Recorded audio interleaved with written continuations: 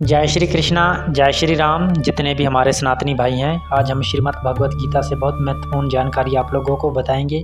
आप इस वीडियो से जुड़े रहिए कि हमें निराकार को मानना चाहिए या साकार को, माने हमें जो परमात्मा की मूर्ति है या फ़ोटो है उसे मानना चाहिए या निराकार जिसके हज़ारों करोड़ों मुख हैं, हज़ारों करोड़ों बाहें हैं। निराकार उसे कहा जाता है जिसका कोई आकार नहीं होता। हम किसी चीज़ को भी आकार देते हैं, परमात्मा का जो ओरिजिनल स्वरूप है वो निराकार है, ना ही उसका रंग है ना रूप है। तो आज हम उसके विषय में बात करेंगे। जो कोई भी भाई मेरे इस चैनल से जुड़ा है तो कृपया कर सब्सक्राइब कर देना कि आने वाली हर वीडियो जल्द से जल्द आप तक पहुंच सके।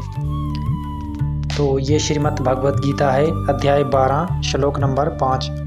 तो यहाँ पर श्री कृष्ण भगवान ने क्या कहा है?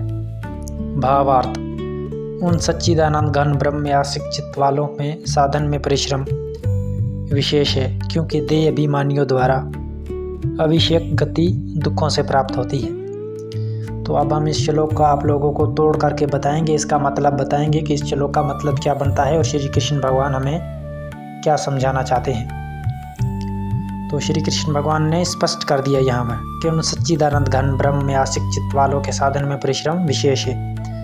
माने जो निराकार की पूजा करता है, जिसका कोई रंग रूप नहीं है, उसकी पूजा करता है, उसे मानता है, जिसका कोई आकार ही नहीं है, उसके साधन में परिश्रम विशेष है। माने उनको बहुत गति है जो दुख से प्राप्त होगी, बहुत मुश्किल है, बहुत कठिनाई है जो निराकार ब्रह्म को पूजते हैं। कि श्री कृष्ण भगवान ने कहा कि देह अभिमानियों द्वारा, यानी कि हमें जो देह धारण की हुई है, देह अभिमानियों द्वारा अभिषेक गति दुखों से प्राप्त होती है। माने बहुत ही कठिनाई से हमें परमात्मा की प्राप्ति होगी जो निराकार ब्रह्म की पूजा करेंगे।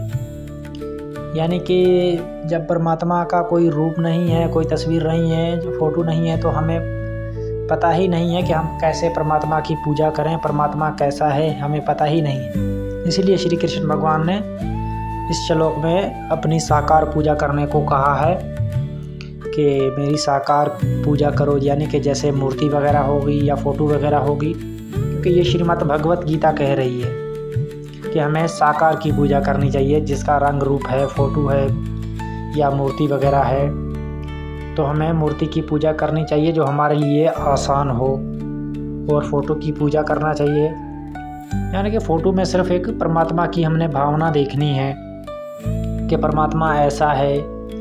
तो हमें सिर्फ परमात्मा की जो साकार भक्ति करनी चाहिए जो हमारे लिए आसान हो, क्योंकि हम कलयुग के प्राणी साकार भक्ति से ही हम परमात्मा को प्राप्त कर सकते हैं। कि हमारे लिए जो निराकार की भक्ति है वो बहुत ज़्यादा कठिन है। तो खैर आज के लिए इतना ही सही। जो कोई भी भाई मेरे इस चैनल से जुड़ा है तो ऐसी महत्वपूर्ण जानकारी अपने भाई दोस्तों के पास शेयर कर देना। ये श्रीमद् भगवत गीता से बहुत महत्वपूर्ण जानकारी आप लोगों को मैं बता रहा हूँ। जो हमारे भाई संशय में होते हैं, शक में होते हैं कि हमें मूर्ति की पूजा नहीं करनी चाहिए, फ़ोटो की पूजा नहीं करनी चाहिए, ये सब ढोंग है। क्योंकि भाई यहाँ पर श्री कृष्ण भगवान ने स्पष्ट कर दिया है श्रीमद् भगवत गीता में। बाकी खैर आज के लिए इतना ही सही। बाकी जितने भी हमारे सनातनी भाई हैं, हिंदू भाई हैं, सबको राधे राधे, जय श्री कृष्णा।